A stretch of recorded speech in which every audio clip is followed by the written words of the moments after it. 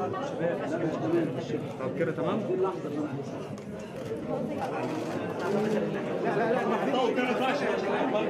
दोस्तों, आपने पुरातत्व यानी आर्कियोलॉजिकल के बारे में तो सुना होगा। एक ऐसी दुनिया जिसके बारे में जानकर हर कोई हैरान रह जाता है। बड़े बड़े आर्कियोलॉजिस्ट जब हड़प्पा सभ्यता जैसी दुनिया की खोज करते हैं तो मानव सोचने पर मजबूर हो जाता है। पुराने समय के इंसान कैसे रहा करते होंगे, उन लोगों की जिंदगी कैसी होगी, ऐसे तमाम सवालों के जवाब जानने के लिए आर्कियोलॉजिस्ट दिन रात लगे रहते हैं। और कभी कभी ऐसी डिस्कवरी हो जाती है जो आर्कियोलॉजिस्ट को भी सोचने पर मजबूर कर देती है। आज के इस वीडियो में हम आपको कुछ ऐसे आर्कियोलॉजिकल डिस्कवरीज के बारे में बताएंगे जिन्हें देखने के बाद आप भी सोचने पर मजबूर हो जाएंगे। तो बने रहिए हमारे साथ। Pot burial. पॉट बुरियल का मतलब होता है बर्तन दफनाना। इजिप्ट के अंदर आर्कियोलॉजिस्ट को कुछ ऐसा मिला जो वाकई हैरान करने वाला था।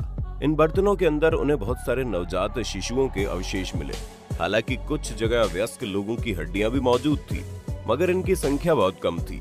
दोस्तों, हम आपको बता दें, इजिप्ट के अंदर बहुत सारे ऐसे कॉफिन मिल चुके हैं जिनके अंदर मम्मी को गोल्ड के साथ रखा गया था।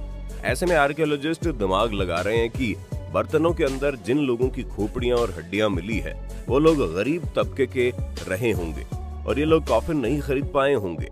लेकिन बाद में पता चला ऐसा कुछ भी नहीं था, बल्कि बर्तनों के अंदर दफनाना जीवन चक्र पूरा करने की एक प्रक्रिया थी।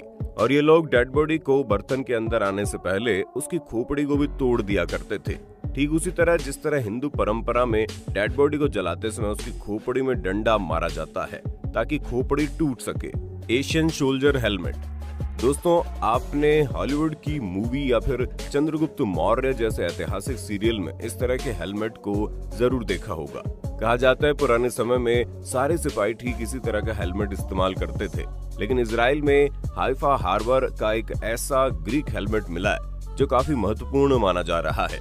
आर्कियोलॉजिस्ट का मानना है कि इस तरह का हेलमेट आज से करीब 2500 साल पहले ग्रीक सिपाहियों ने पहना होगा।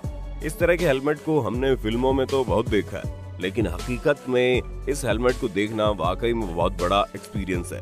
यह हेलमेट पूरी तरह से मेटल का बना है। Archaeology and the Olympic games. दोस्तों, जरा सोचिए, कोई देश ओलंपिक गेम्स की तैयारी कर रहा हो और इसी तैयारी के दौरान उसे अपने इतिहास से जुड़ी महत्वपूर्ण चीजें मिल जाए तो कितना मजा आएगा। दरअसल 2015 में चीन के बीजिंग शहर में ओलंपिक गेम्स होने वाले थे। अब आप तो भली भांति जानते हैं कि चीन अपनी क्रिएटिविटी के लिए पूरी दुनिया में जाना जाता है। चीन के दिमाग में आइडिया आया, क्यों ना बीजिंग के आसपास किसी इलाके में एक ओलंपिक सिटी बना दी जाए ताकि ओलंपिक में आने वाले सभी दर्शक एंजॉय कर सकें। इसके बाद चीन ने एक गांव में ओलंपिक सिटी बनाने का फैसला किया। ओलंपिक सिटी बनाने से पहले वहां की गवर्नमेंट ने पूरे इलाके का अच्छी तरह से विश्लेषण किया ताकि कोई गड़बड़ ना हो।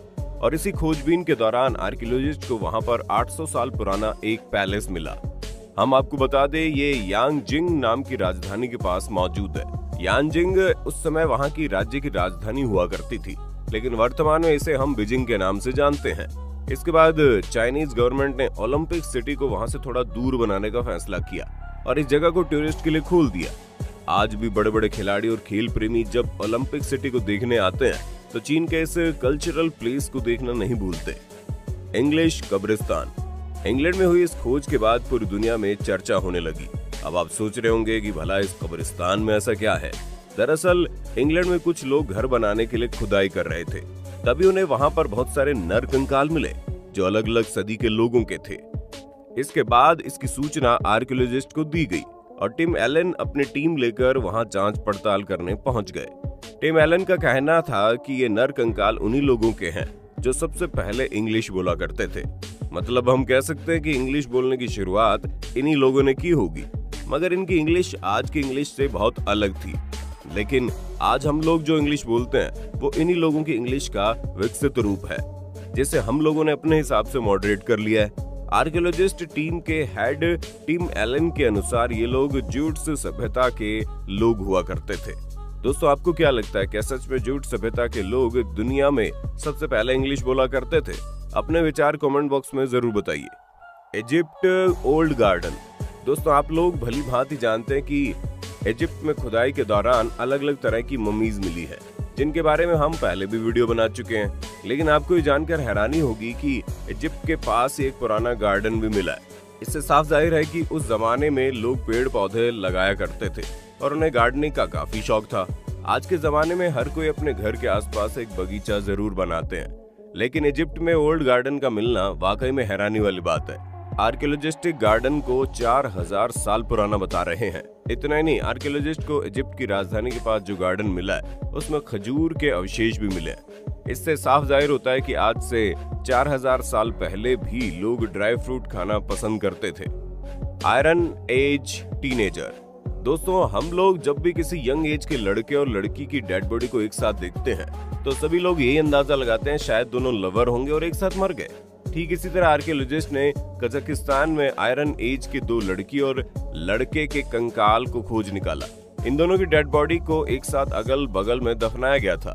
आर्कियोलॉजिस्ट का मानना है कि आज से करीब 27 साल पहले इन दोनों की मौत हुई होगी और ये दोनों साका नाम के एक समूह के सदस्य रहे होंगे। साका समूह के लोग ईरानियन भाषा बोला करते थे और इनका संबंध मध्य एशिया और रशिया से हुआ करता था। इन लोगों ने तकरीबन 600 साल तक इस एरिया में अपना कब्जा जमा कर रखा, लेकिन उसके बाद ये लोग विलुप्त हो गए। उस लड़की के कंकाल की छानबीन करने के बाद आर्कियोलॉजिस्ट ने बताया जब इस लड़की की मौत हुई होगी तो उसकी उम्र करीब 16 साल की रही होगी, लेकिन इस लड़की की कब्र को लुटेरों ने लूट लिया, इसलिए वहाँ ज्यादा कुछ नहीं मिला। वहीं दूसरी तरफ उस यंग लड़के ने अपने गले में सोने के आभूषण पहन रखे थे। दरअसल माना जाता है कि साका समूह के लोग सोने के आभूषण पहनते थे और जब भी ये लोग घर से बाहर निकलते थे तो इनके पास हमेशा तलवार और तीर रहा करते थे। उस लड़के के कंकाल के पास भी एक सोने की तलवार और एक सोने का तरकश मिला है। इतना ही नहीं, उस तरकश में तांबे के बने कुछ तीर भी थे। दोस्तों, इतना सुनकर आप समझ गए होंगे कि उस समय लोगों के पास कितना सोना हुआ करता था। उस लड़के और लड़की के कंकाल ने काफी क्वालिटी वाले कपड़े भी पहने हुए थे और इसी बात से आर्कियोलॉजिस्ट अंदाजा लगाते हैं कि दोनों समाज के ऊंचे वर्ग के सदस्य रहे होंगे, लेकिन आर्कियोलॉजिस्ट इस बात का पता आज तक नहीं लगा पाए कि इन दोनों के बीच क्या संबंध थे। दोस्तों, हम आपको बता दें कि साका प्रजाति ने लिखित में कुछ भी नहीं छोड़ा है, इसलिए इनके बारे में कुछ भी जान पाना बहुत मुश्किल है। Roman trading town. दोस्तों, जरा सोचिए, अगर किसी शहर के अंदर मेट्रो स्टेशन बनाने के लिए काम चल रहा हो तभी वहां पर एक ऐसी सभ्यता मिल जाए जिसमें उस जमाने की फैक्ट्रियां, कुएं, पुराने जमाने के घर और सोने चांदी के सिक्के भी मौजूद हों तो कितना रोमांचकारी माहौल होगा ना। दरअसल इंग्लैंड के एक इलाके में HS2 रेलवे कंस्ट्रक्शन का काम बड़ी तेजी से किया जा रहा था। तभी वहां पर बहुत सारी आर्कियोलॉजिस्ट चीजें मिल गई। हम आपको बता दें 2018 से यहाँ पर लगभग 100 से ज्यादा आर्कियोलॉजिस्ट साइट की डिस्कवरी हुई है। आर्कियोलॉजिस्ट बता रहे हैं कि पुराने जमाने पर यहाँ पर रोमन सभ्यता का कोई छोटा सा गांव हुआ करता था, लेकिन समय के साथ धीरे धीरे ये इंडस्ट्रियल एरिया बन गया। इथोपियन मोनालिथ। दोस्तों, जब भी अनसुलझे आर्कियोलॉजिकल चीजों की बात आती है तो इथोपियन मोनालिथ की तस्वीरें हमारे सामने आ जाती हैं। दरअसल वाशिंगटन स्टेट के रिसर्चर ने एक नई टेक्नोलॉजी से इथोपियन मोनालिथ के बारे में काफी रिसर्च की। तब जाकर उन्हें पता चला कि ये मोनालिथ 1000 नहीं बल्कि 2000 साल पुराने हैं। पूरे इथोपिया में इस तरह के लगभग 10,000 स्ट्रक्चर मौजूद होंगे, लेकिन आज तक कोई नहीं जानता कि आखिर इन्हें बनाने का मकसद क्या रहा होगा। कोई नहीं जानता ये स्ट्रक्चर किस चीज की गवाही दे रहे हैं। दोस्तों, इस रहस्य के बारे में आप क्या सोचते हैं, हमें कमेंट में बताइएगा। दोस्तों, इंसानों का इतिहास हमेशा से हैरान करने वाला रहा है। हालांकि आज के समय में हम लोग अपने अतीत के बारे में बहुत कुछ जानने का दावा करते हैं, लेकिन इसके बावजूद हम लोग कुछ नहीं जानते। इजिप्ट की मम्मी हो या फिर पिरामिड का रहस्य, कोई नहीं जानता आखिर पिरामिड को कैसे बनाया गया होगा। इन रहस्यमय पिरामिड को बनाने में जिन बड़े बड़े पत्थरों का इस्तेमाल किया गया है, आज के समय में हमारे पास ऐसी कोई मशीन मौजूद नहीं है जो इतने भारी पत्थरों को उठा सके। तो फिर उस जमाने में उन लोगों ने इन पत्थरों को आखिर इतनी ऊंचाई तक कैसे उठाया होगा? खैर, ये सवाल हमेशा इंसान को सोचने पर मजबूर करता रहेगा।